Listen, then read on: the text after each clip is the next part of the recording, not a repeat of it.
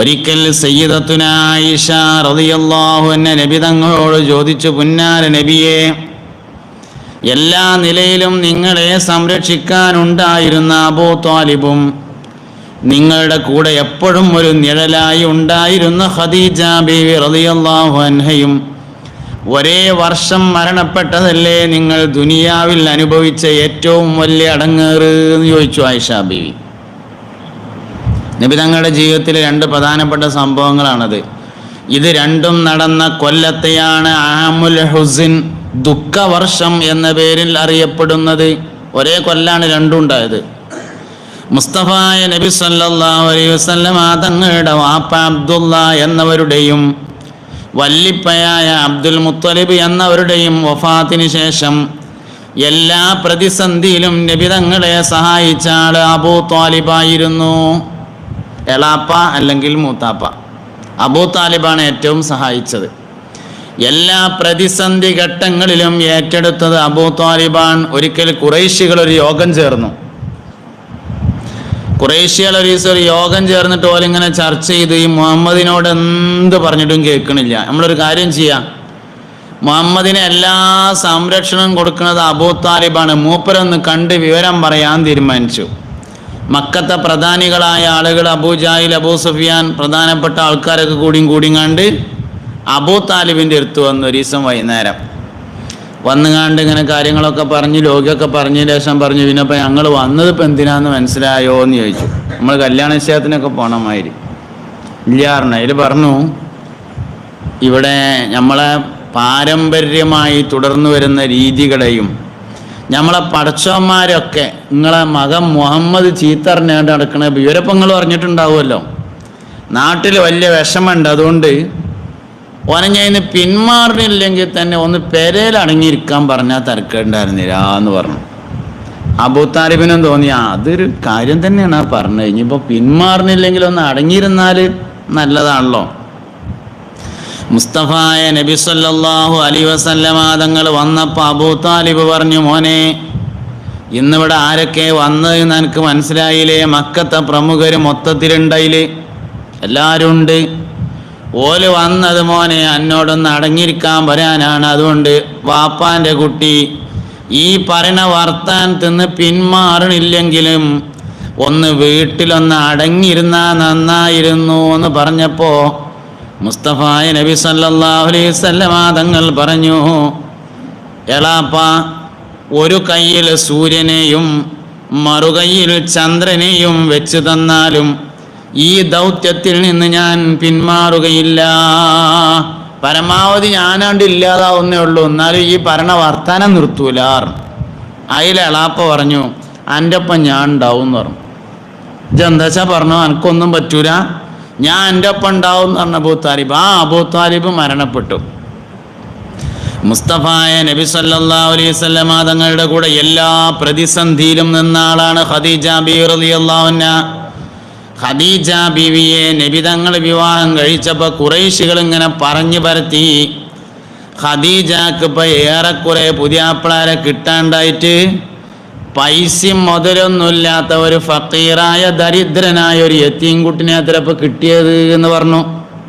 ഖദീജ ബീവി റളിയല്ലാഹു അൻഹ പണ്ട് യൂസുഫ് നബി അലൈഹിസ്സലാമിൻ്റെ ഭാര്യ സുലൈഖ ബീവി നടത്തിയതുപോലെ വീട്ടിൽ ഒരു സൽക്കാരം നടത്തി. സുലൈഖ ബീവി പെണ്ണുങ്ങളെയാണ് സൽക്കാരത്തിന് വിളിച്ചിരുന്നത്, ഖദീജ ബീവി ആണുങ്ങളെയാണ് വിളിച്ചത്. മക്കത്തെ ആണായി പറന്ന പ്രധാനികളെ എല്ലാവരും വിളിച്ചു, ഒരു സൽക്കാരം. എല്ലാവരും ഇങ്ങനെ ഭക്ഷണം കഴിച്ചുകൊണ്ടിരിക്കുമ്പോൾ ഖദീജ ബീവി എഴുന്നേറ്റുന്നിട്ട് പറഞ്ഞു, മക്കത്തെ പ്രമുഖരായ ആൾക്കാരെ നിങ്ങളെല്ലാവരും അറിയാൻ വേണ്ടി ഞാനൊരു കാര്യം പറയാണ്. ഞാൻ എൻ്റെ ഉള്ളിടത്തോളം മുതൽ മുഴുവൻ മുഹമ്മദിന് കൊടുത്തിരിക്കുന്നു. ഇന്ന് മുതൽ ഞാനാണ് ഫക്കീറായിട്ടുള്ളത്, മുഹമ്മദാണ് സമ്പന്നൻ എന്ന് പറഞ്ഞു. അതിപ്പോൾ ഖദീജാബീൻ്റെ കോന്തൽക്ക് കുറച്ച് ചില്ലറക്കായി ഉണ്ടാവും, അവൻ കൊടുത്ത് കഴിക്കാരെന്ന് വിചാരിക്കരുത്, അല്ലെങ്കിൽ 20,000 റുപ്യ കഴിക്കാരെന്നോ അല്ലെങ്കിൽ 10 പവൻ്റെ വണ്ട കഴിക്കാരെന്നൊന്നും വിചാരിക്കണ്ട. ഖദീജാബിക്ക് അക്കാലത്ത് സൂപ്പർ മാർക്കറ്റാണ്. അന്നത്തെ സൂപ്പർ മാർക്കറ്റും ഇന്നത്തെ സൂപ്പർ മാർക്കറ്റും തമ്മിൽ വലിയൊരു വ്യത്യാസം ഉണ്ടെന്നേ ഉള്ളൂ. 40 ഒട്ടകങ്ങൾ, ആ ഒട്ടകങ്ങൾക്ക് ചുമക്കാൻ മാത്രമുള്ള ഭാണ്ഡങ്ങൾ, കൊല്ലത്തിൽ 2 പ്രാവശ്യം തകൃതിയായ കച്ചവടങ്ങൾ, 40 കുടുംബത്തിനെങ്കിലും ഒരു കൊല്ലം ജീവിക്കാനുള്ള വരുമാന മാർഗം 6 മാസത്തെ കച്ചവടത്തിൽ നിന്ന് കിട്ടാവുന്ന മുഴുവൻ സമ്പത്തും ഖദീജ ബീവിൻ്റെ സ്വന്തം. അതാണ് കൊടുത്തു. അള്ളാന്റെ റസൂല് മുഹമ്മദ് മുസ്തഫ സല്ലല്ലാഹു അലൈഹി വസല്ലമ കിട്ടിയിട്ട് എന്താ ചെയ്തതെന്നറിയോ? അത് മുഴുവനായും സ്വതക്ക കൊടുത്തു തീർത്തു. ആണ് കൊടുത്തത് തീർത്തു, പിന്നെ ഒന്നും ബാക്കിയായില്ല. അങ്ങനെ കൊടുത്തു. എന്തായാലും നബിതങ്ങൾ സമ്പന്നനായി സല്ലല്ലാഹു അലൈഹി വസല്ലം. അപ്പോൾ ഓരോട് പറഞ്ഞു, ഇന്ന് മുതൽ ഞാൻ ഫക്കീറാണ്, മുഹമ്മദാണ് ധനികൻ എന്ന് പറഞ്ഞു. എല്ലാ പ്രതിസന്ധി ഘട്ടത്തിലും കൂടെ നിന്നു ഖദീജ ബീവി. വഹ്യ് ഇറങ്ങിയ സ്ഥലം ഖദീജ ബീവിയുടെ സെലക്ഷനാണ്. ജബലുന്നൂർ പർവ്വതത്തിലെ ഹിറാ ഗുഹ ഖദീജ ബീവി സെലക്ട് ചെയ്തതാണ്. നബി സല്ലല്ലാഹു അലൈഹി വസല്ലമ ഖദീജ ബീവിയോട് പറഞ്ഞു, എനിക്ക് ഒറ്റക്കിരുന്ന് അള്ളാഹുവിനൊന്ന് ഇബാദത്ത് ചെയ്യണമെന്ന് ആഗ്രഹമുണ്ട് എന്ന് പറഞ്ഞപ്പോൾ പറഞ്ഞു, ഞങ്ങളിങ്ങനെ നേരം വെളുക്കുമ്പോൾ ഒന്ന് നടന്നുങ്ങാണ്ട് പറ്റിയ സ്ഥലം ഉണ്ടോ എന്ന് നോക്കിക്കാളി, ഉറപ്പിക്കണേൻ്റെ മുന്നേ എന്നോട് വിവരം പറയണം എന്ന് പറഞ്ഞു. അങ്ങനെ നബി തങ്ങൾ ഇങ്ങനെ പോയി. ജബലുന്നൂർ പർവ്വതത്തിൻ്റെ മുകളിൽ കയറിയിട്ട് ഹിറാ ഗുഹയിലേക്ക് ഇങ്ങനെ ഇറങ്ങിയിട്ട് കല്ലിൻ്റെ ഇടയിൽ കൂടെ ഇങ്ങനെ നോക്കിയപ്പോൾ കഅബ കാണാണ്ട്. പറ്റിയ സ്ഥലമാണ് എന്ന് തോന്നിയപ്പോൾ ഖദീജ ബീവിനോട് വന്നിട്ട് പറഞ്ഞു, ഞാനൊരു പറ്റിയ സ്ഥലം കണ്ടുപിടിച്ചിട്ടുണ്ട് പറഞ്ഞു. മുപ്പത്തിയേര് പറഞ്ഞു, എന്നാൽ ഞാൻ ഒന്ന് പോയി നോക്കട്ടെ പറഞ്ഞു. അങ്ങനെ പോയി നോക്കിയിട്ട് ഇങ്ങനെ ജബലുന്നൂറിൻ്റെ മുകളിൽ കയറി. നമ്മൾ സ്ത്രീകളുള്ളതുകൊണ്ട് പരിപാടി കഴിഞ്ഞതിൻ്റെ ശേഷം ഒന്നിച്ച് ജമാഅത്തായിട്ട് നിസ്കരിക്കാമെന്നാണ് തീരുമാനിച്ചിട്ടുള്ളത്. മറ്റേ സ്ത്രീകൾക്ക് നമ്മളിവിടെ നിസ്കരിക്കുമ്പോൾ ഒരു ബുദ്ധിമുട്ടാവും. അതുകൊണ്ട് ഇൻഷാ അല്ലാഹ് അത് കഴിഞ്ഞിട്ട് നമുക്ക് ഒന്നിച്ച് ജമാഅത്തായിട്ട് നിർവഹിക്കാം. അള്ളാഹു തൗഫീഖ് ചെയ്യട്ടെ. ജബലുന്നൂറിൻ്റെ മുകളിൽ കയറിയിട്ട് താഴെ ഹിറാ ഗുഹയിലേക്ക് ഇങ്ങനെ ഇറങ്ങിയിട്ട് നോക്കിയപ്പോൾ ഖദീജ ബീവിക്ക് ഇഷ്ടപ്പെട്ടു. നനച്ചീറിൻ്റെ കാട്ടുണ്ടായിരുന്നു, അതൊക്കെ ഒന്ന് അടിച്ചോരി വൃത്തിയാക്കി. എന്നിട്ട് പറഞ്ഞു പറ്റുമെന്ന് പറഞ്ഞു. ഗോതമ്പ് മാവും ഉപ്പും പച്ചവെള്ളവും കാരക്കയും എടുത്തൊടുത്തു. ഒരു കീയിൽ ഗോതമ്പ് മാവ്, ഉപ്പ്, കാരക്ക ഒരു തോൽപാത്രത്തിൽ വെള്ളവും കൊടുത്തിട്ട് പറഞ്ഞു പൊയ്ക്കോളിയാറും. അങ്ങനെ പറഞ്ഞയച്ചു. വിശക്കുന്ന സമയത്ത് ഗോതമ്പ് മാവും ഉപ്പും വെള്ളം കൂടിയും ചേർത്ത് ഉരുട്ടിയിട്ട് അത് കഴിക്കും. അതിൻ്റെ മേലെ വെള്ളം കുടിക്കും, കാരക്കയും കഴിക്കും. അങ്ങനെ നബി സല്ലല്ലാഹു അലൈഹി വസല്ലമ തങ്ങൾ 2 റമദാൻ മാസങ്ങളിലെ 2 മാസം, ഓരോ മാസം വീതം 2 കൊല്ലം, 2 റമദാനിലാണ് ജബലുന്നൂറിൻ്റെ ഹിറാ ഗുഹയിൽ മുസ്തഫായ നബി തങ്ങൾ കഴിച്ചു കൂട്ടിയത്. ഇടയ്ക്കൊക്കെ നബി തങ്ങൾ വന്നിട്ട് ഭക്ഷണവുമായി മടങ്ങിപ്പോകുമായിരുന്നു.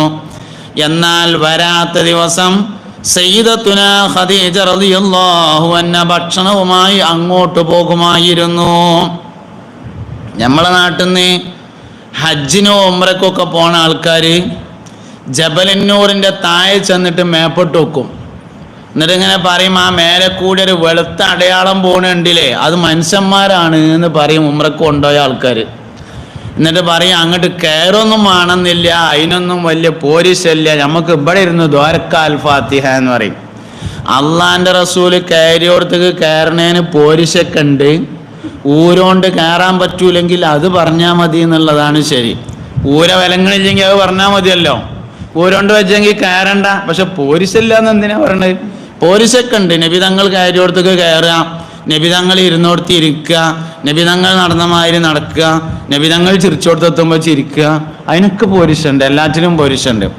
മുസ്തഫായ നബി തങ്ങളോട് സലാം പറയാൻ വേണ്ടിയിട്ട് ദാറുസ്സലാമിൽ കൂടി നമ്മളിങ്ങനെ ബാബുസ്സലാമിൽ കൂടി ഇങ്ങനെയാണ് ചെല്ലുമ്പോൾ, കടന്നിങ്ങനെയാണ് പോകുമ്പോൾ വലത് സൈഡിൽ മുകളിലേക്ക് നോക്കിയാൽ ഇതേപോലെ നല്ല ടൈൽസ് ഇട്ടതിൻ്റെ ഇടയിൽ ഒരു 1/2 ടൈൽസിൻ്റെ സ്ഥലം ഒഴിച്ചിട്ടിട്ടുണ്ടാവും.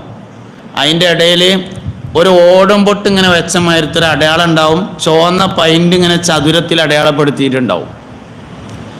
നബി തങ്ങളോട് സലാം പറയാൻ വേണ്ടി റൗദൻ്റെ അടുത്തേക്ക് നമ്മളിങ്ങനെ കടന്ന് ചെന്നേക്കിന് 2ാമത്തെ വാതിലൻ കടക്കണ ഉടനെ വലത് ഭാഗത്തേക്ക് നോക്കുക. ചുമരും ഇങ്ങനെ മേലേക്ക് നോക്കുക. ആ ബോക്സ് നിൽക്കുന്നതിൻ്റെ രേശം കൂടി മേലെ അത്ര ഉയരത്തിലേക്ക് നോക്കുക. മൊത്തം ടൈൽസ് ഇട്ടതിൻ്റെ ഒരു 1/2 ടൈൽസിൻ്റെ ഗ്യാപ്പിൽ ചതുരത്തിലൊരു കള്ളി, അതിൽ ഓടും പൊട്ട് പോലത്തെ ഒരു സാധനമുണ്ട്, ചുവന്ന പെയിൻറ്റും അടിച്ചിട്ടുണ്ട്. എന്താ സംഭവം എന്നറിയങ്ങൾ? അതിൻ്റെ പിന്നിലൊരു രഹസ്യമുണ്ട്. നബി സല്ലല്ലാഹു അലൈഹി വസല്ലമ തങ്ങൾ പള്ളിയിലേക്ക് നിസ്കരിക്കാൻ പോയിരുന്ന സമയത്ത് അബ്ബാസ് റളിയല്ലാഹു അൻഹുവിൻ്റെ വീട്ടിൽ നിന്ന് റോട്ടിലേക്ക് വെള്ളം ചാടിയിരുന്നു. അബ്ബാസ് റളിയല്ലാഹുവിൻ്റെ വീട്ടിൽ നിന്ന് ഇങ്ങനെ പള്ളിയേക്ക് നടന്നുകൊണ്ട് ആൾക്കാരെ മേത്തേക്ക് വെള്ളമാകുന്ന തരത്തിൽ ഇങ്ങനെ വെള്ളം ചാടിയിരുന്നു. മുസ്തഫായ നബി സല്ലല്ലാഹു അലൈഹി വസല്ലമ ആ വെള്ളം ആളുകളുടെ തലയിൽ വീഴാതിരിക്കാൻ വേണ്ടിയിട്ട് അവിടെ ഒരു പാത്തി വെച്ചു. ബഹുമാനപ്പെട്ട സയ്യിദുനാ ഉമർ ഇബ്നുൽ ഖത്താബ് റളിയല്ലാഹു അൻഹുവിൻ്റെ ഭരണകാലത്ത് മഹാനവറുകൾക്ക് ഈ പാത്തി ഇവിടെ ഇങ്ങനെ എന്തിനാ നിൽക്കണമെന്ന് മനസ്സിലായില്ല. അപ്പോൾ മുമ്പത് ആവശ്യം ഉണ്ടായിരുന്നു, അപ്പോൾ അത് ആവശ്യമൊന്നുമില്ല, വെറുതെ നിൽക്കുന്ന ഒരു പാത്തി മൂപ്പരെ വലിച്ചിട്ടു. ഇബ്നു അബ്ബാസ് റളിയല്ലാഹു അൻഹു മഹാനവറുകളോട് പറഞ്ഞു, ഉമർ ഇബ്നുൽ ഖത്താബേ, ഈ പാത്തി ഏതാണെന്നറിയുമോ നിങ്ങൾക്ക്? ഇത് അബ്ബാസ് റളിയല്ലാഹു അൻഹുവിൻ്റെ വീട്ടിൽ നിന്ന് വരുന്ന വെള്ളം ആളുകളുടെ തലയിൽ വീഴാതിരിക്കാൻ വേണ്ടി നബിതങ്ങൾ വെച്ചതാണ് എന്ന് പറഞ്ഞപ്പോൾ അവിടെ കുമ്പിട്ടുന്നു. ഉമർ ഖത്താബ് റളിയല്ലാഹു അൻഹു കുമ്പിട്ട് നിന്നിട്ട് ഇബ്നു അബ്ബാസ് തങ്ങളോട് പറഞ്ഞു, കയറ് പുറത്ത് കയറണം. ആര്? രാജാവാണെന്ന് ഉമർ ഖത്താബേ. മുപ്പരിങ്ങനെ നിന്നിട്ട് പറഞ്ഞു, കയറ് പുറത്ത് കയറണം. ഉമർ ഇബ്നുൽ ഖത്താബ് റളിയല്ലാഹു അൻഹുവിൻ്റെ പുറത്ത് കയറ്റിയിട്ട് ആ പാത്തി കൈ കൊടുത്തിട്ട് അവിടെ തന്നെ വെക്ക് എന്ന് പറഞ്ഞ ആ സ്ഥലമാണ് അടയാളപ്പെടുത്തിയിട്ടുള്ളത്. ആ സ്ഥലമാണ് അടയാളപ്പെടുത്തി കാണുന്നത്. മുസ്തഫായ നബി സല്ലല്ലാഹു അലൈഹി വസല്ലമ തങ്ങൾ കയറിയോടത്തേക്ക് കയറുന്നത് പോരിശുണ്ട്. നബി തങ്ങൾ ഉപയോഗിച്ച എല്ലാം പോരിശുണ്ട്. നബി തങ്ങൾ ഇരുന്നോടത്ത് ഇരിക്കാൻ പറ്റിയാൽ അതിനും പോരിശുണ്ട്. നബി തങ്ങൾ നടന്നോടത്ത് കൂടെ നടക്കാൻ പറ്റിയാൽ അതിനും പോരിശുണ്ട്. എല്ലാറ്റിനും പോരിശക്കുണ്ട്. ഊര വിലങ്ങൂലെങ്കിൽ കയറണ്ട, അത് വേറെ കാര്യം. എന്തായാലും ആ സ്ഥലം 9.5 കിലോമീറ്ററാണത്രേ ഏകദേശം ഖദീജ ബീവി റളിയല്ലാഹു അൻഹ താമസിച്ചിരുന്ന വീട്ടിൽ നിന്ന് ഹിറാ ഗുഹയിലേക്കുള്ള ദൂരം. 9.5 കിലോമീറ്ററാണ് ദൂരം. ബംഗാളികൾ സ്റ്റെപ്പ് ഉണ്ടാക്കിയിട്ട് ഞമ്മക്ക് കയറാൻ പറ്റാത്ത ആ സ്ഥലത്തേക്ക് ഖദീജ ബീവി റളിയല്ലാഹു അൻഹ കാരക്കയും പച്ചവെള്ളവും ഉപ്പും ഗോതമ്പുമാവുമായി എല്ലാ ദിവസവും നടന്നു പോകാറുണ്ടായിരുന്നത് അറിഞ്ഞിട്ട് നബി തങ്ങളുടെ വളർത്തുപുത്രനായ ഉസാമത്ത് ബിൻ സെയ്ദ് റളിയല്ലാഹു അൻഹു ഒരിക്കൽ പുണ്യ നബിയോട് ആ ഖദീജ ബീവിയോട് പറഞ്ഞു, വല്ലിമ്മ ഞാൻ കൊണ്ടേ കൊടുത്തോളാന്ന് പറഞ്ഞു. നിങ്ങളിപ്പോൾ ഇങ്ങനെ ഇടങ്ങാറായിട്ട് 9.5 കിലോമീറ്റർ നടന്നുങ്ങാണ്ട് പോണ്ട എന്ന് പറഞ്ഞു. നമ്മൾ മനസ്സിലാകുന്ന കോലത്ത് പറയുകയാണെങ്കിൽ കുറേ കാലം കഴിഞ്ഞിട്ട് ഉംറക്ക് വരുന്ന ഒരു തായെന്ന് മേപ്പെട്ട് നോക്കുന്ന ആ സ്ഥലത്തേക്ക് നിങ്ങൾ അടങ്ങാറായിട്ട് പോണ്ട എന്ന് പറഞ്ഞു ഉസാമത്ത് ബിൻ സെയ്ദ്. അപ്പോൾ ഖദീജ ബീവി പറഞ്ഞു, എൻ്റെ ഭർത്താവിന് ഞാൻ തന്നെ ഭക്ഷണം കൊണ്ടുപോയി കൊടുക്കട്ടെ എന്ന് പറഞ്ഞു. വേറെ ആര് കൊടുത്താലും അങ്ങോട്ട് എത്താത്തോണ്ടല്ല, അത് ആര് കൊണ്ടു കൊടുത്താലും എത്തും. എന്നാലും എൻ്റെ ഭർത്താവിന് ഞാൻ തന്നെ കൊണ്ടുപോയി കൊടുക്കട്ടെ എന്ന് പറഞ്ഞിട്ട് 53 വയസ്സ്, ഏകദേശം 25ഉം 10ഉം 40ഉം 15ഉം ഖദീജ ബീവി റളിയല്ലാഹു നബി തങ്ങൾ വിവാഹം കഴിക്കുമ്പോൾ ഖദീജ ബീവിക്ക് 40 വയസ്സ്, നബി തങ്ങൾക്ക് 25 വയസ്സ്. ഹിറാ ഗുഹയിൽ ഇരിക്കുമ്പോൾ നബി തങ്ങൾക്ക് 40 വയസ്സ്. അപ്പോൾ 15 വയസ്സ് കൂടി 55 വയസ്സ്. 55 വയസ്സ് പ്രായമുള്ള സമയത്താണ് ഖദീജ ബീവി റളിയല്ലാഹു അൻഹ എൻ്റെ ഭർത്താവിന് ഞാൻ തന്നെ കൊണ്ടേ കൊടുക്കട്ടെ എന്ന് പറഞ്ഞാണ്ട് നടന്നു പോണത് എന്ന്. ആ ഖദീജ ബീവി വഫാത്തായതും അബൂ താലിബ് വഫാത്തായതും ഒരേ വർഷം. അതിനെയാണ് ആമുൽ ഹുസ്ൻ, ദുഃഖവർഷം എന്ന പേരിൽ അറിയപ്പെടുന്നത്. ആയിഷ ബീവി റളിയല്ലാഹു അൻഹ ഒരിക്കൽ നബി തങ്ങളോട് ചോദിച്ചു, പുന്നാര നബിയെ, ആമുൽ ഹുസ്ൻ എന്ന പേരിൽ അറിയപ്പെടുന്ന ദുഃഖവർഷത്തിലെ അബൂ താലിബ് വഫാത്തായതും ഖദീജ ബീവി വഫാത്തായതുമല്ലേ നിങ്ങളുടെ ജീവിതത്തിലുണ്ടായ ഏറ്റവും പ്രയാസകരമായ രംഗമെന്ന് ചോദിച്ചപ്പോ മുസ്തഫായ നബി സല്ലല്ലാഹു അലൈഹി വസല്ലമ തങ്ങൾ പറഞ്ഞു, അല്ല, അതല്ല വേറെ സംഭവം ഉണ്ടായി പറഞ്ഞു. അപ്പോൾ ചോദിച്ചു, എന്ത് ചോദിച്ചു? ഞാൻ മക്കയിൽ നിൽക്കാൻ കഴിയാത്തൊരവസ്ഥ ഉണ്ടായി. എൻ്റെ കൂടെയുണ്ടായിരുന്ന പല ആളുകളും ഹബശയിലേക്ക് യാത്ര ചെയ്തു. മക്കക്കാർ അവരെ തേടി പിടിച്ച് ഇങ്ങോട്ട് തന്നെ കൊടുങ്ങാണ്ട് പിന്നെയും പീഡിപ്പിച്ചു. അവസാനം മക്കയിൽ നിൽക്കാൻ കഴിയാതെ വന്നപ്പോൾ ഞാൻ ത്വായിഫിലേക്ക് യാത്ര ചെയ്തു. ഏകദേശം 100ഓളം കിലോമീറ്ററാണ് മക്കയിൽ നിന്ന് ത്വായിഫിലേക്കുള്ളത്. 100 കിലോമീറ്റർ നടന്നുകൊണ്ട് യാത്ര ചെയ്തു ത്വായിഫിലേക്ക്. ത്വായിഫിൽ ചെന്ന് 10 ദിവസം കുടുംബക്കാരുടെ വീടുകൾ കയറിയിറങ്ങി. നിങ്ങൾ സ്വീകരിക്കുമോ എന്ന് ചോദിച്ചു. ഞാൻ അള്ളാനെ പറ്റി പറയുന്നുണ്ട് എന്നേ ഉള്ളൂ, ഞാൻ കക്കാൻ പറ്റൂല എന്ന് പറയുന്നുണ്ട്, ഞാൻ വ്യഭിചരിക്കരുത് എന്ന് പറയുന്നുണ്ട്, കള്ളുടിച്ചരുത് എന്ന് പറയുന്നുണ്ട്, നിങ്ങൾ സ്വീകരിക്കുമോ എന്ന് ചോദിച്ചു. അവർ പറഞ്ഞു പറ്റൂലായിരുന്നു, ഇവിടെ നടക്കൂലായിരുന്നു. ആര്? നബി തങ്ങളുടെ ഉമ്മാൻ്റെ കുടുംബക്കാരാണ് ത്വായിഫിലുള്ളത്. മുസ്തഫായ നബി തങ്ങളുടെ ഉമ്മാൻ്റെ കുടുംബക്കാരാണ് ത്വായിഫിലുള്ളത്. ബാപ്പാൻ്റെ കുടുംബം ഒഴിവാക്കിയാലും ഏറ്റെടുക്കുന്നവരാണ് ഉമ്മാൻ്റെ കുടുംബക്കാർ. അതാ ത്വായിഫിൽ. പറ്റൂല, ആ പരിപ്പ് ഇവിടെ വേവൂല എന്ന് പറഞ്ഞു. 10 ദിവസം വീടുകൾ ഇങ്ങനെ കയറി ഇറങ്ങിയിട്ട് എല്ലാവരോടും നിങ്ങൾ എന്നെ സ്വീകരിക്കുമോ എന്ന് ചോദിച്ചു. ഇല്ല എന്ന് പറഞ്ഞു. പച്ചവെള്ളം കൊടുത്തില്ല എന്ന് പറഞ്ഞത് 1 ദിവസമല്ല 10 ദിവസമാണ്. തിന്നാൻ കൊടുത്തില്ല എന്ന് പറഞ്ഞത് 1 ദിവസമല്ല 10 ദിവസമാണ്. ഒരു രക്ഷയുമില്ലെന്നുറപ്പായപ്പോൾ നബി തങ്ങൾ മടങ്ങിപ്പോരാനൊരുങ്ങി. ഒരു മുന്തിരിത്തോട്ടത്തിൽ ചെന്നുകൊണ്ട് നിസ്കരിക്കാൻ വേണ്ടി കൈകെട്ടി നിന്നപ്പോൾ അവിടുന്ന് ഓടിച്ചു. ഒരു മലൻ്റെ താഴെ വന്നിരുന്നിട്ട് അള്ളാഹുവിനെ ഇബാദത്ത് ചെയ്യാൻ വേണ്ടി ഒരുങ്ങിയപ്പോൾ മലൻ്റെ പിന്നിൽ കൂടെ കയറി വന്നിട്ട് വലിയൊരു കല്ല് ഉരുട്ടിക്കൊടുങ്ങാണ്ട് തലയെ കൂടെ ഇടാൻ നോക്കി. ഉരുട്ടിട്ടു.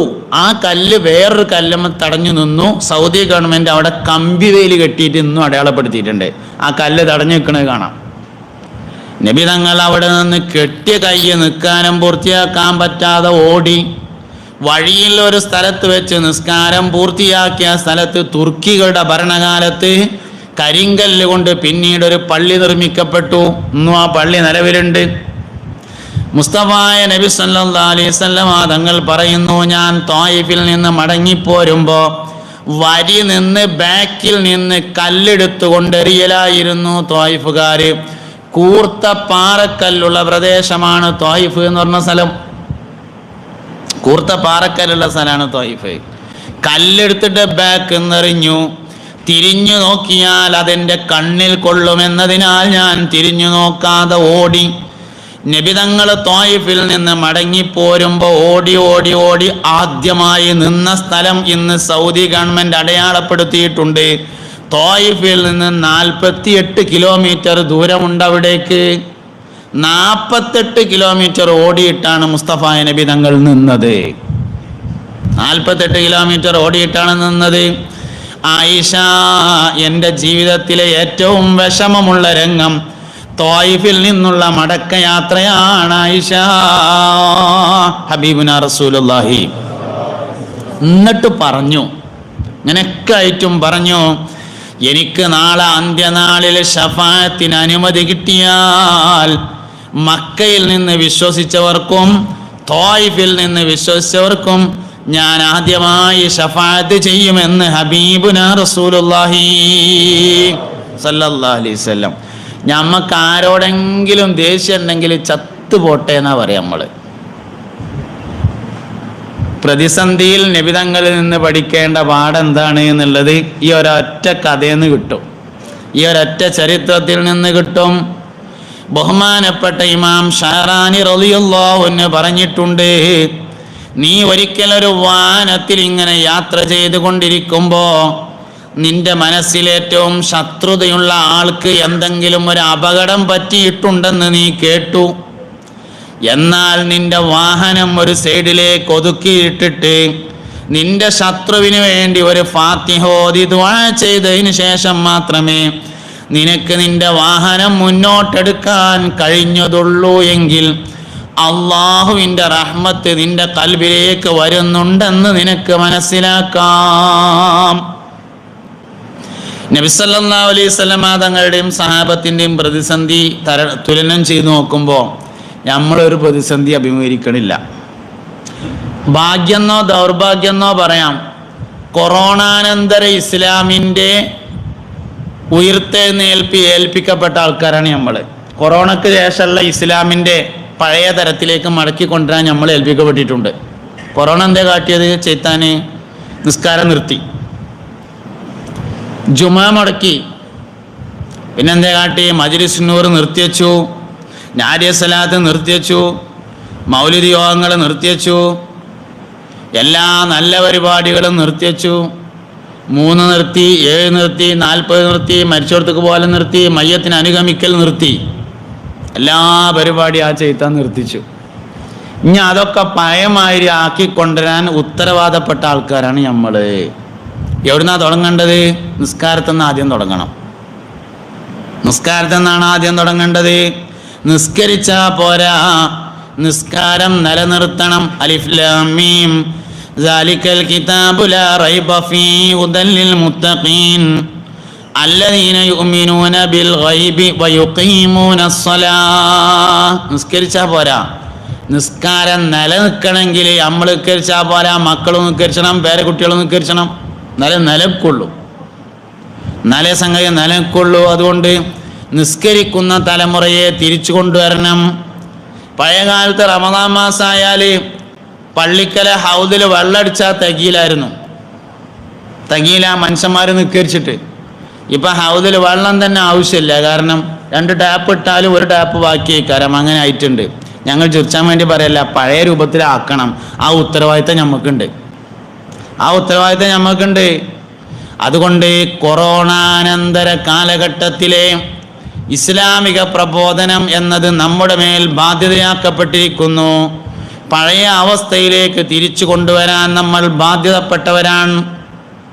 മുസ്തഫായ നബി സല്ലല്ലാഹു അലൈഹി വസല്ലം തങ്ങളും സഹാബത്തും ഒരുപാട് പ്രതിസന്ധികളെ തരണം ചെയ്തുകൊണ്ട് തന്നെയാണ് എല്ലാം നേടിയെടുത്തിട്ടുള്ളത്. കുറേ പ്രതിസന്ധി തരണം ചെയ്തിട്ടാണ് എല്ലാം നേടിയെടുത്തത്. അവരുടെ സമ്പാദ്യത്തിൻ്റെ പകുതി കൊടുത്തവരുണ്ട്, സമ്പാദ്യത്തിൻ്റെ മുഴുവൻ കൊടുത്തവരുണ്ട്, ജീവൻ നൽകിയവരുണ്ട്, എല്ലാം നൽകിയവരുണ്ട്, നാട് വിട്ടവരുണ്ട്. ഹിജ്റയുടെ ഏറ്റവും പ്രധാനപ്പെട്ട സന്ദേശം ഇസ്ലാമിന് വേണ്ടി രാജ്യം വിട്ടതാണ്.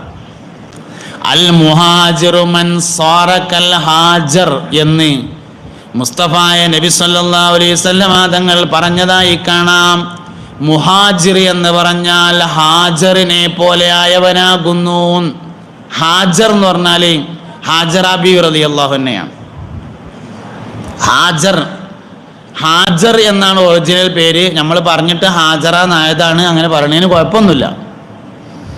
ഹാജറിനെ പോലെ ആയവനാണ് മുഹാജിർ. എന്താ ഹാജറിന്റെ പ്രത്യേകത? ഇബ്രാഹിം നബി അലൈഹി ഇസ്ലാം ഹാജറ ബീവിയെയും ഇസ്മായിൽ അലൈഹി ഇസ്ലാമിനെയും മക്കയിൽ കൊണ്ടുവന്ന് താമസിപ്പിച്ച് മടങ്ങുകയാണ്. കൊണ്ടേയിട്ടുങ്ങാണ്ട് മടങ്ങി എന്നൊന്നും പറയരുത്. ഇന്നി അസ്കൻതു മിൻ ദുർരിയതി ബിവാദിൻ ഗൈരി ദി സറഇൻ ഇൻദ ബൈതിക്കൽ മുഹറം എന്നാണ് പറഞ്ഞത്. അസ്കന എന്ന് പറഞ്ഞാൽ താമസിപ്പിച്ചു എന്നാണ്. ഒരു മരത്തിൻ്റെ ചോട്ടിൽ ടെൻറ്റ് കെട്ടിയിട്ട് അതിൽ താമസിപ്പിച്ച് ഇബ്രാഹിം നബി അലൈഹി ഇസ്ലാം മടങ്ങുകയാണ്.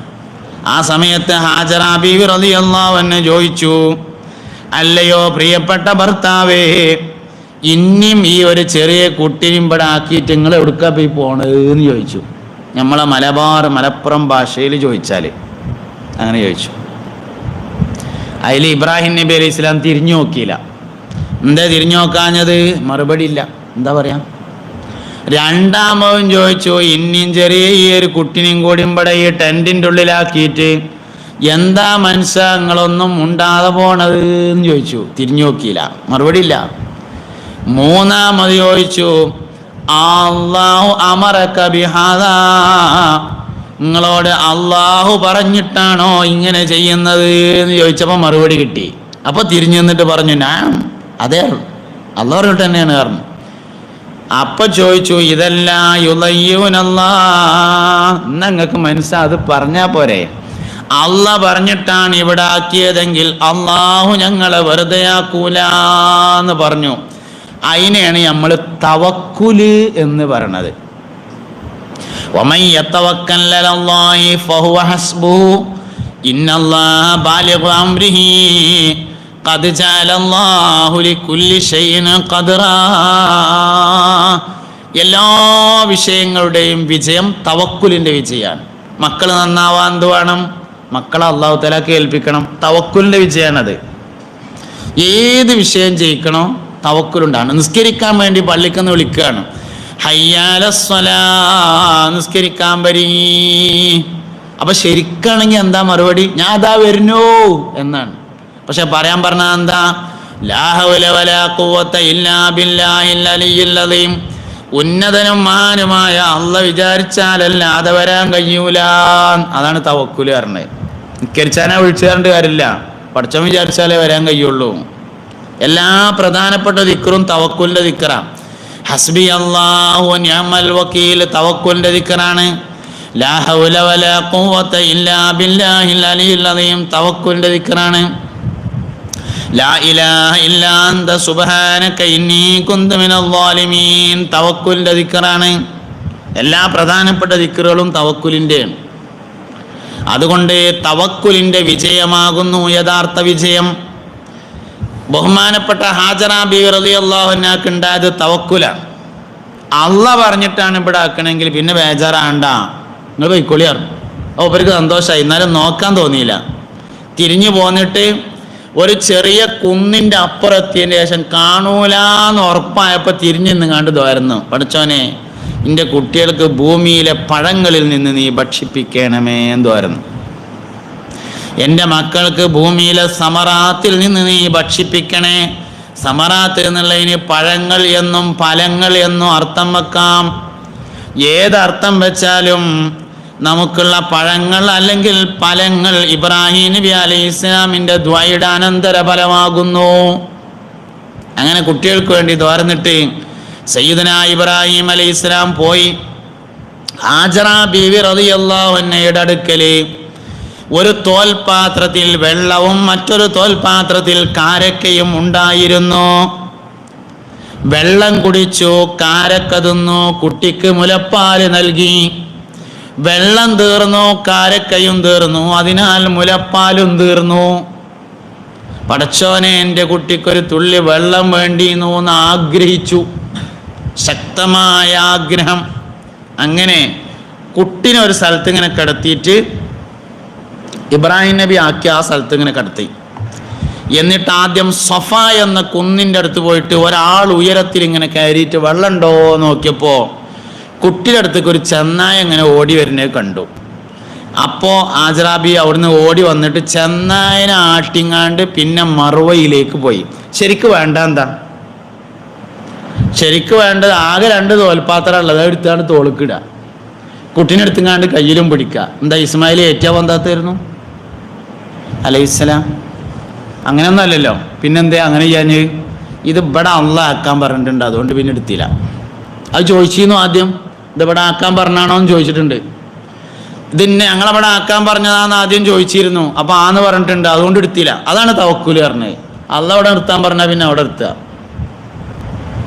അതാണ് ഹാജറാബിയുടെ തവക്കുൽ പറഞ്ഞത്. അൽ മുഹാജിർ മൻ സാറക്കൽ ഹാജർ. തവക്കുൽ കൊണ്ട് അതിജയിക്കാൻ കഴിയാത്ത ഒരു പ്രതിസന്ധിയില്ല. വമൻ യതവക്കൽ അലല്ലാഹി ഫഹുവ ഹസ്ബുഹു ഇന്നല്ലാഹ ബാലിഗു അംരിഹി ഖദ് ജഅലല്ലാഹു ലികുല്ലി ഷൈഇൻ ഖദറ. തവക്കുലിന്റെ ഉദാഹരണമായിട്ട് മുസ്തഫായ നബി സല്ലല്ലാഹു അലൈഹി വസല്ലമ തങ്ങൾ പറഞ്ഞത് പക്ഷികളെയാണ്. തഗ്ദൂ ഹിമാസൻ വതറൂഹു ബിതാന.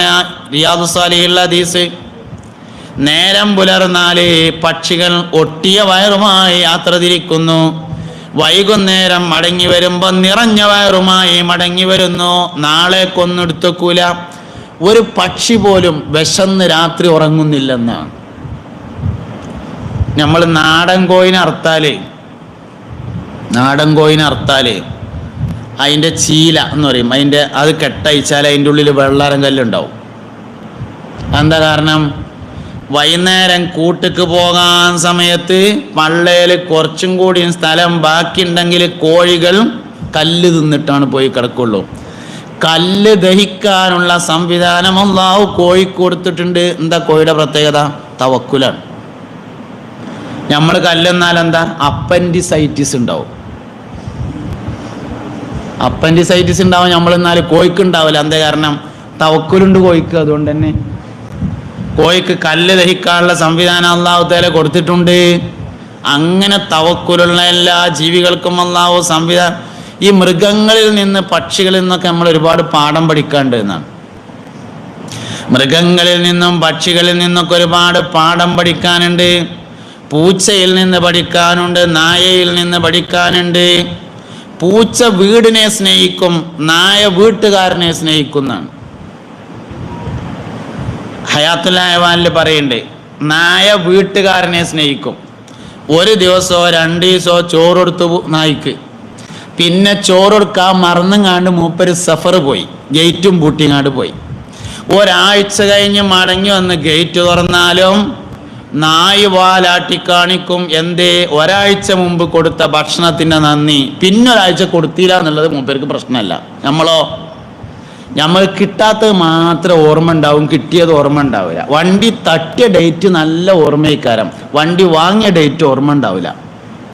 തന്നെ അരമണിക്കൂർ തലവേദനയുണ്ടാകുമ്പോഴേക്ക് തലവേദനയില്ലാത്ത 23.5 മണിക്കൂർ മടന്നുപോയി. തലവേദന ഉള്ളത് അരമണിക്കൂറാണ്. അരമണിക്കൂർ പല്ലുവേദനയുണ്ടാകുമ്പോഴേക്ക് പല്ലുവേദനയില്ലാത്ത 23.5 മണിക്കൂറും മറന്നുപോയി. നമുക്ക് തോന്നും എന്നും ഈ അലാക്കിൻ്റെ വേദന തന്നെ എനിക്ക് എന്നാണ്.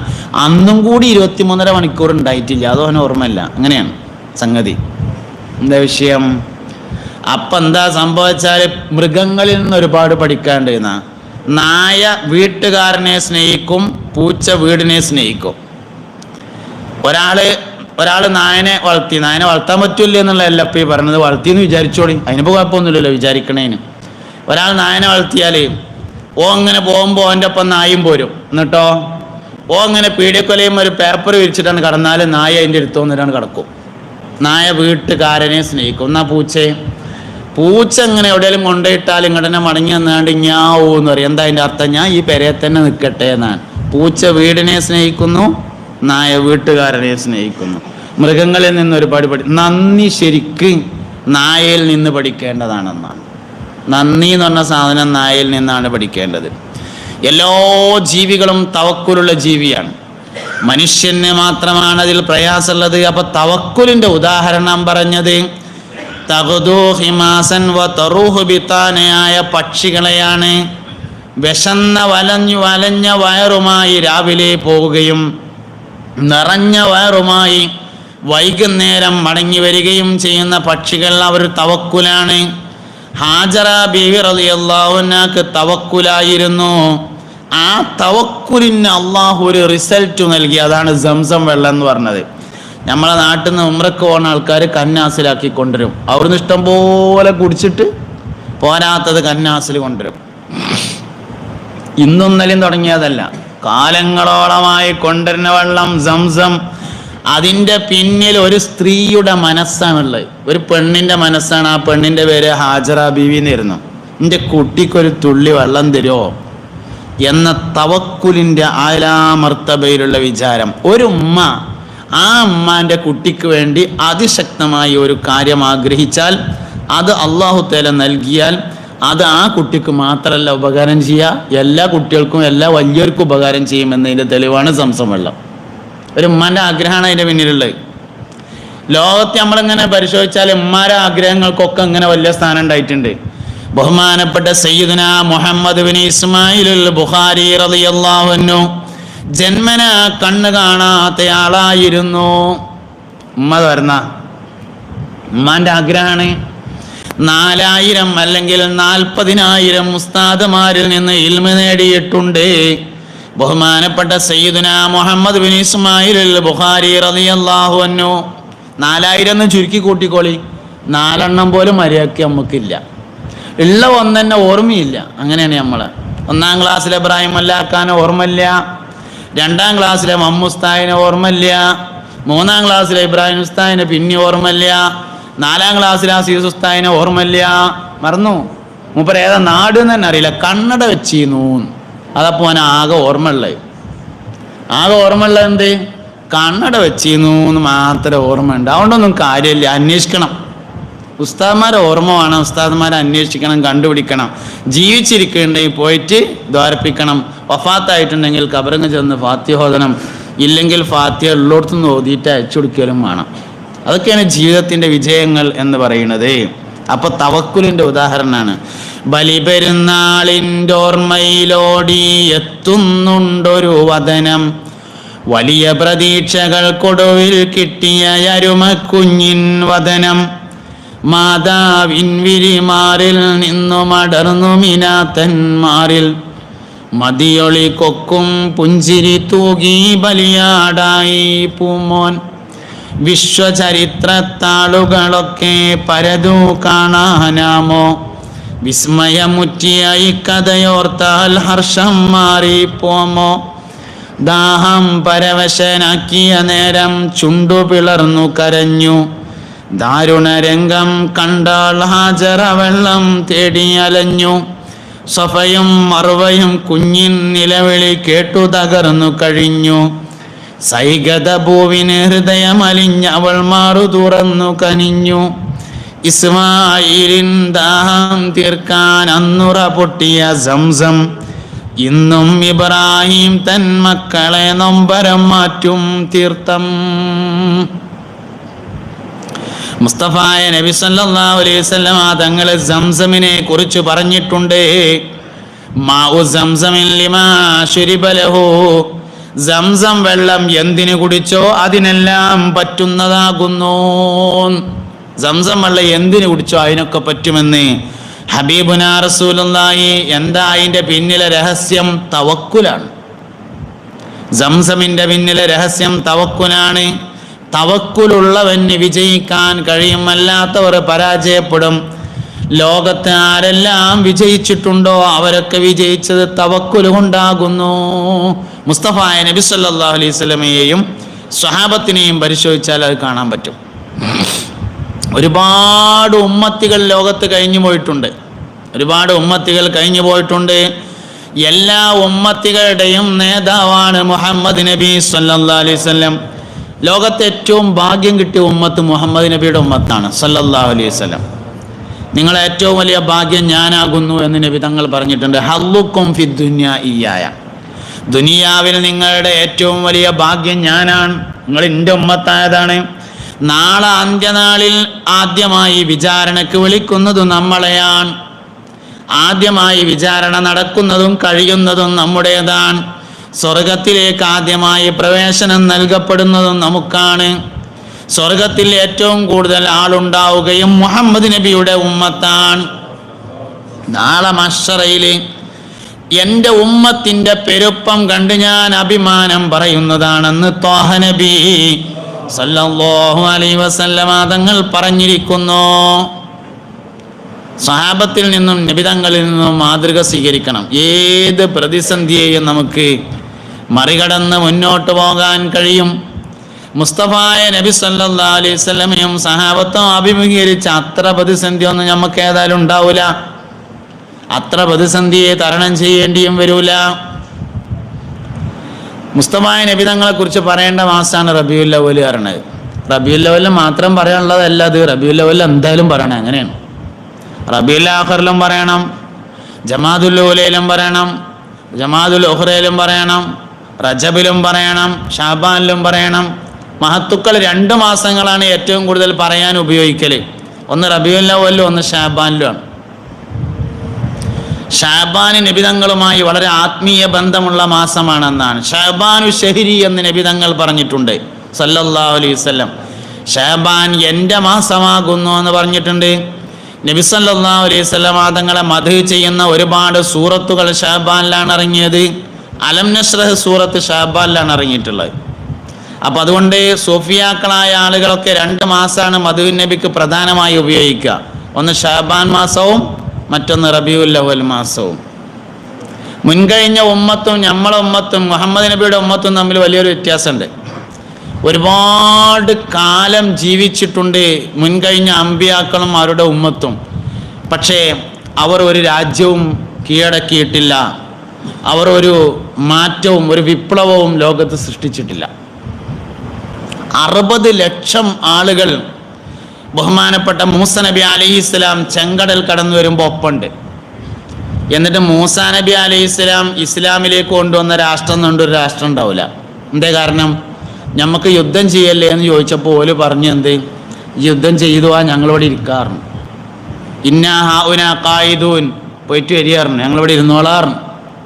എന്നാൽ മുഹമ്മദ് നബിയുടെ ഉമ്മത്തിനോട് ചോദിച്ചു ബദറിൻ്റെ സമയത്ത്, നമ്മളെന്താ വേണ്ടു ചോദിച്ചു. നബിയെ, ഇങ്ങള് കടലിൽ ചാടാൻ വേണ്ടി ഒട്ടകവുമായാണ് പുറപ്പെട്ടാൽ ഇങ്ങൾ ഒട്ടകം ചാടുന്നതിന് മുമ്പ് ഞങ്ങൾ ഒട്ടകം ചാടിയിട്ടുണ്ടാവും എന്ന് പറഞ്ഞു സഹാബത്ത്. നബിയോടുള്ള ബന്ധാണ് ഈ ഉമ്മത്തിനുണ്ടായ ഏറ്റവും വലിയ നേട്ടം. ആശിഖീങ്ങൾ ഈ ഉമ്മത്തിൽ മാത്രമാണുള്ളത്. മുഹമ്മദ് നബി സല്ലല്ലാഹു അലൈഹി വസല്ലം തങ്ങളുടെ ഉമ്മത്തിന്റെ മാത്രം പ്രത്യേകതയാണ് ആശിഖീങ്ങളുള്ള ഉമ്മത്താകുന്നു ഇത് എന്നത്. മുസ്തഫായ നബി സല്ലല്ലാഹു അലൈഹി വസല്ലമയോടുള്ള ഖൽബിന്റെ ബന്ധമുണ്ടെങ്കിൽ വിജയിക്കാൻ പറ്റും. ദുനിയാവിലും വിജയിക്കാം, ആഖിറത്തിലും വിജയിക്കാം. യഥാർത്ഥ വിജയം എന്ന് പറയുന്നത് ആഖിറമാകുന്നു. വൽ ആഖിബത്തു ലിൽ മുത്തഖീൻ, അത് മുത്തഖീങ്ങൾക്കുള്ളതാണെന്ന് പരിശുദ്ധമായ ഖുർആൻ പറയുകയും ചെയ്തിരിക്കുന്നു. നബി തങ്ങളോട് ഖൽബിന്റെ ബന്ധമുള്ള എല്ലാവരും വിജയിച്ചിട്ടുണ്ട്. ഒരിക്കലൊരു സഹാബി വരെ നബി തങ്ങളുടെ അടുക്കൽ വന്നു. എന്നിട്ട് ചോദിച്ചു, പൊന്നാര നബിയെ, നാളെ മഹ്ശറയിൽ വെച്ച് എനിക്ക് നിങ്ങളെ കാണണമെന്ന് ആഗ്രഹം തോന്നുമ്പോൾ ഞാൻ എവിടെയാണ് തിരഞ്ഞു നോക്കേണ്ടത് എന്ന് ചോദിച്ചു. മുസ്തഫായ നബി സല്ലല്ലാഹു അലൈഹി വസല്ലം തങ്ങൾ പറഞ്ഞു, സഹാബ, നന്മതിന്മകൾ എഴുതിയ ഏടുകൾ വിതരണം ചെയ്യുന്ന സ്ഥലത്ത് വെച്ച് നിങ്ങൾക്ക് എന്നെ കാണാമെന്ന് പറഞ്ഞു. അപ്പൊ സഹാബി ചോദിച്ചു, അവിടുന്ന് കണ്ടില്ലെങ്കിൽ പിന്നെ എവിടെ തെരഞ്ഞു നോക്കുക എന്ന് ചോദിച്ചു. അതിൽ പറഞ്ഞു, അത് തൂക്കുന്ന മീസാനിന്റെ അടുക്കൽ നിങ്ങൾക്ക് എന്നെ കാണാം. അവിടുന്ന് കണ്ടില്ലെങ്കിൽ എവിടെ കാണാന്ന് ചോദിച്ചു. അതിൽ പറഞ്ഞു, ഹൗദുൽ കൗസർ മുക്കിക്കൊടുക്കുന്ന സ്ഥലത്ത് വെച്ച് നിങ്ങൾക്ക് എന്നെ കാണാം. മൂപ്പര് വിട്ടില്ല. മൂപ്പര് ചോദിച്ചു, അവിടുന്ന് കണ്ടില്ലെങ്കിൽ പിന്നെ എവിടുന്ന കാണുക ചോദിച്ചു. അതിൽ പറഞ്ഞു, സഹാബത്തെ, സിറാത്ത് പാലം കടക്കണ അവിടുന്ന് നിങ്ങൾ എന്നെ കാണാതെ പോകൂലട്ടോ പറഞ്ഞു ഹബീബുന റസൂലുള്ളാഹി. സിറാത്ത് എന്ന് പറഞ്ഞത് പാലം നർത്തം വെക്കണോ വേണ്ടെന്നുള്ള വേറെ വിഷയമാണ്. സിറാത്ത് എന്ന് പറഞ്ഞത് ഏറ്റവും ചുരുക്കി കൂട്ടിയാൽ 50,000 കൊല്ലം ഉണ്ടാവും. കാരണം നരകത്തിൽ ചാടിയ ഒരാളുടെ ഏറ്റവും ചെറിയ ശിക്ഷ 50,000 കൊല്ലാണ് എന്ന് വന്നിട്ടുണ്ട്. നരകത്തിൽ ചാടിയ അവസാനത്തെ ഉമ്മത്തിയും കയറിയിട്ടാണ് നബിതങ്ങൾ പോണത്. അപ്പൊ ചുരുക്കി കൂട്ടിയാൽ 50,000 കൊല്ലം ഉണ്ടാവും. അരമണിക്കൂർ ഒരാളെ കാത്തിക്കാൻ നമ്മളെ കൊണ്ട് പറ്റൂല. അരമണിക്കൂർ കാത്തിക്കാൻ പറ്റൂല. അങ്ങനത്തെ നമ്മളെ കാത്തിട്ട് മുഹമ്മദ് നബി 50,000 കൊല്ലം പാലത്തിന്റെ അടുത്ത് നിൽക്കും. ഓരോ മനുഷ്യനും കടന്നു പോകുമ്പോ അല്ലാഹുമ്മ സല്ലിം സല്ലിം, പടച്ചോനെ ഓനെ കഴിച്ചിലാക്ക് എന്ന് പറഞ്ഞുകൊണ്ടിരിക്കും. അവിടെ വെച്ചുകൊണ്ട് നിങ്ങൾ എന്നെ കാണാതിരിക്കില്ല സഹാബ. അഷ്റഫുൽ ഖൽഖ് ത്വാഹ റസൂലുള്ളാഹി സല്ലല്ലാഹു അലൈഹി വസല്ലം സിറാത്തിന്റെ അടുത്ത് വാപ്പ തിരിഞ്ഞു നോക്കൂല, ഉമ്മ തിരിഞ്ഞു നോക്കൂല. വാപ്പ മക്കളെ അന്വേഷിക്കുന്നത് പാലം കടന്നതിൻ്റെ ശേഷമാണ്.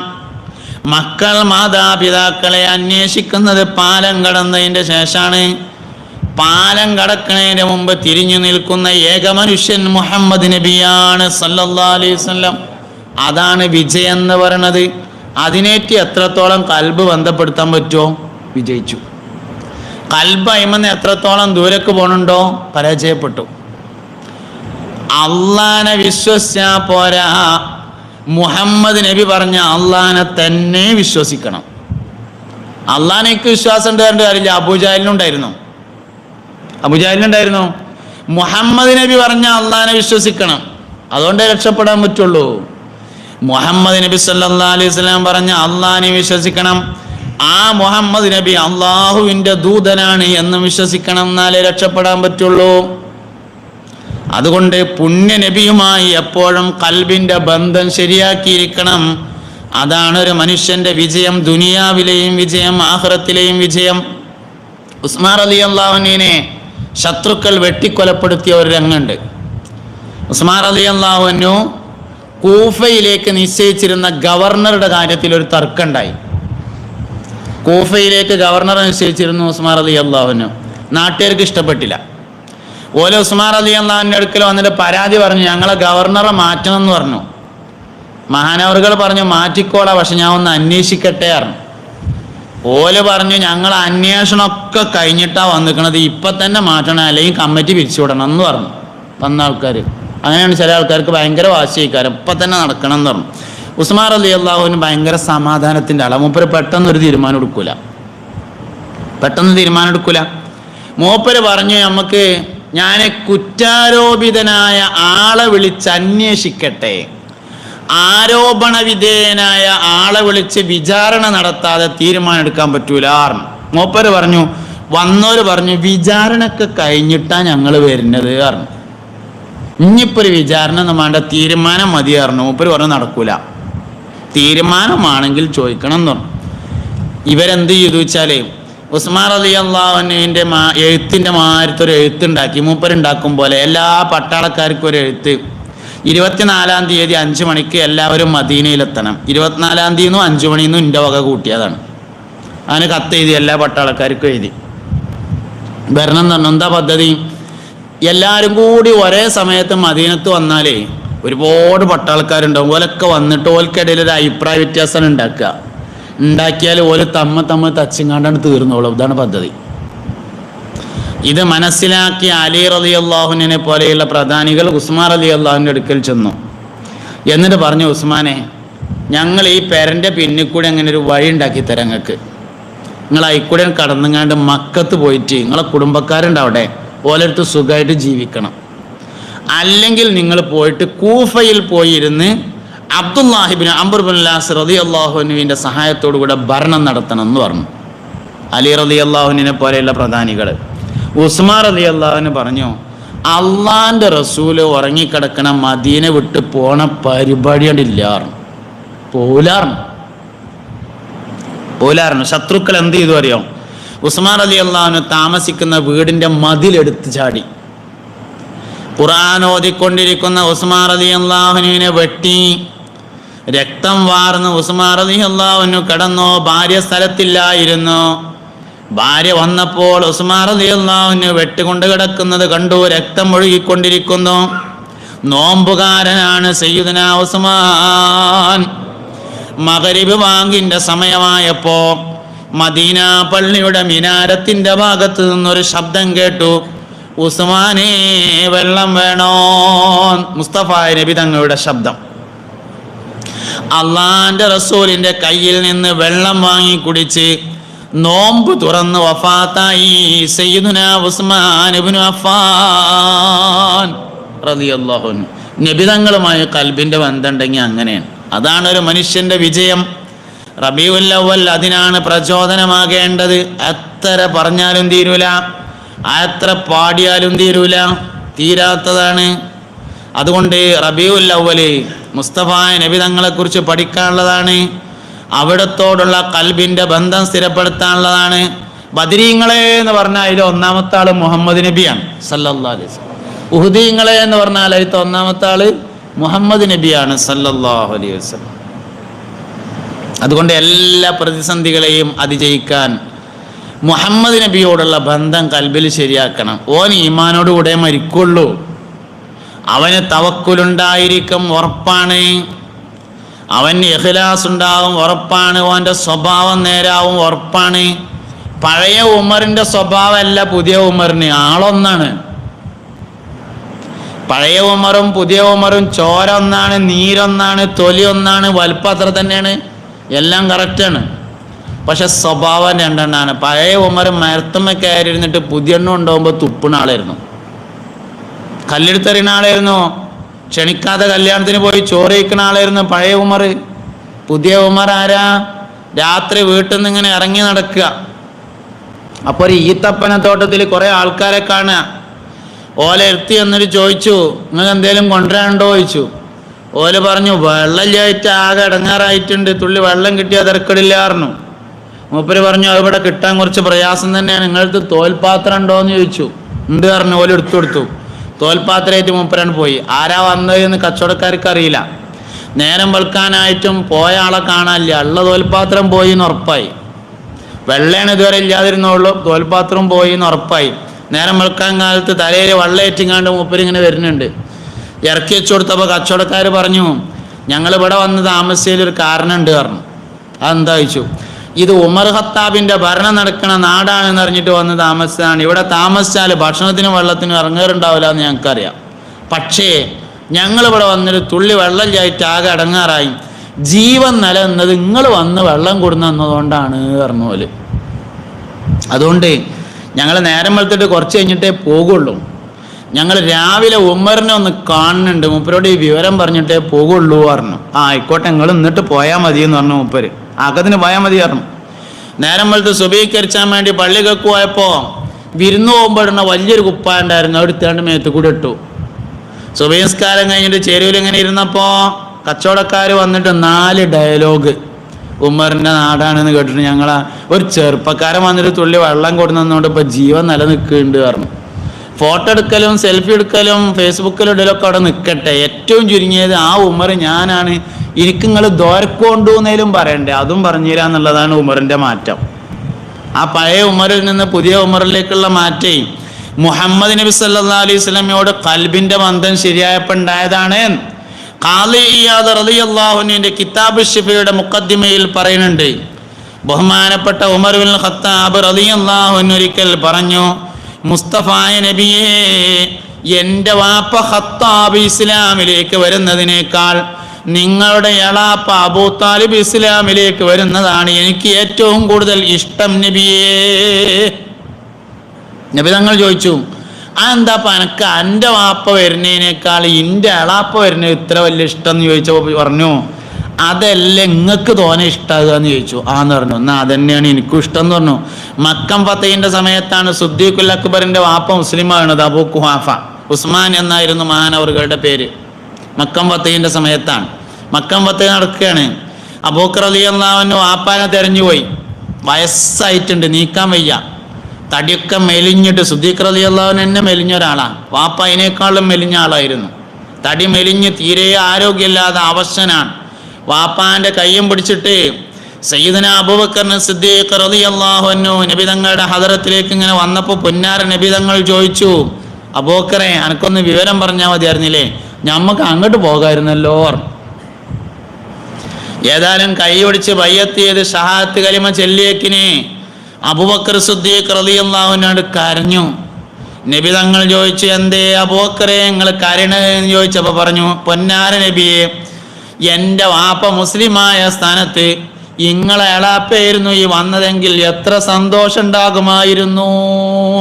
അതുകൊണ്ട് എൻ്റെ വാപ്പാൻ്റെ സ്ഥലത്ത് നിങ്ങൾ എളാപ്പയായിരുന്നെങ്കിൽ എന്ന് ഞാൻ ആഗ്രഹിച്ചിട്ട് കരഞ്ഞു പോയതാണ് എന്ന് പറഞ്ഞു സയ്യിദുനാ അബൂബക്കർ സിദ്ദീഖ് റളിയല്ലാഹു.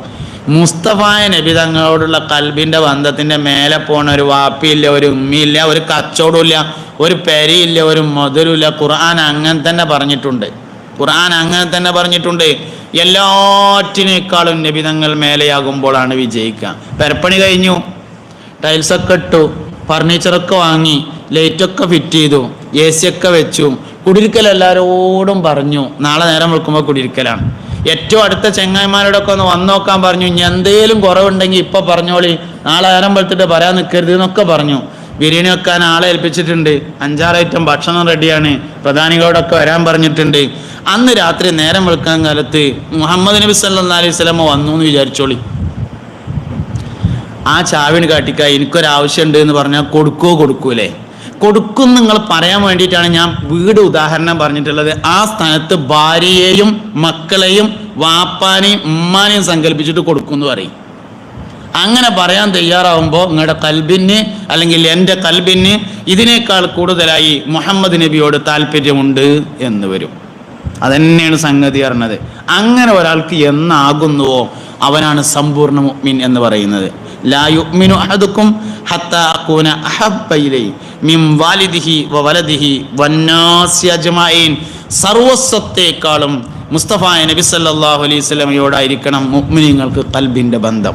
ഏത് പ്രതിസന്ധിയെയും അഭിമുഖീകരിക്കാൻ നമുക്ക് കഴിയും.